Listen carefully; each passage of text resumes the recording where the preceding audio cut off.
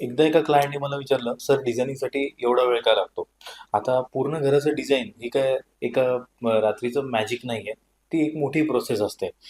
एकदा क्लायंटचा ॲडव्हान्स आला, की विदिन 24 अवर्समध्ये माझी टीम साइटवर व्हिजिट करते आणि सगळे टेक्निकल मेजरमेंट्स घेते.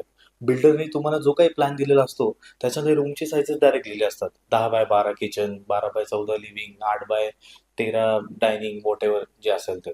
पण माझी जी टीम मेजरमेंट्स घेते ती सगळे ईच अँड एव्हरी मेजरमेंट घेते. कुठला कॉलम बाहेर आलाय, कुठल्या कॉलम बीमचे ऑफसेट्स आहेत, क्लिअर हाईट किती आहे, विंडोचं डायमेन्शन्स किती आहेत, डोअरचे ओपनिंग्स किती आहेत, डोअरच्या वरती किती जागा आहे, विंडोच्या लेफ्ट राईट वर खाली किती अवेलेबल स्पेस आहे. ह्या सगळ्या गोष्टीसाठी 2 BHK साठी साधारण 2 तास आणि 3 BHK साठी अंदाजे 3 तास टाइम जातो. त्यानंतर आम्ही एक सिव्हिल लेआउट बनवतो करंट सिच्युएशनचा.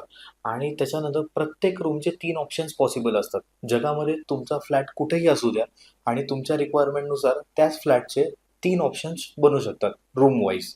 मग 3 ऑप्शन बनवल्यानंतर परम्युटेशन कॉम्बिनेशन करून काही रूम्स ऑप्शन 1 मधनं फायनल केल्या जातात, काही रूम्स ऑप्शन 2 आणि उरलेल्या रूम्स ऑप्शन 3 मधून फायनल होतात.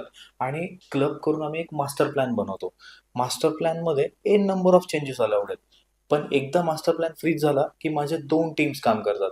एक टीम म्हणजे सगळे technical drawings, electrical layout, plumbing layout, tiling layout, म्हणजे पहिली टाईल कुठून स्टार्ट केली पाहिजे ज्याच्यामुळे तुमचं वेस्टेज कमी होईल प्रत्येक मटेरियलचं. आणि सेकंड टीम जी काम करते ते त्याच रूमचे रिअलिस्टिक 3D व्ह्यूज, म्हणजे तीच रूम प्रत्येक अँगलने कशी दिसेल हे क्लायंटला आम्ही आधीच दाखवतो. त्यामुळे जो काही साईटवर लाखो रुपये खर्च होणार असतात ते वाया न जाण्यासाठी आणि तो जो टाइम वाचावा म्हणून हे 3D व्ह्यूज उपयोगाचे आहेत. तुमचा कष्टाचा सिंगल रुपया साईटवर खर्च व्हायच्या आधीच तुमची रूम कशी दिसणार आहे हे तुम्हाला त्या अँगलने कळू शकतं. म्हणूनच या सगळ्या डिझायनिंगला एवढा वेळ लागतो.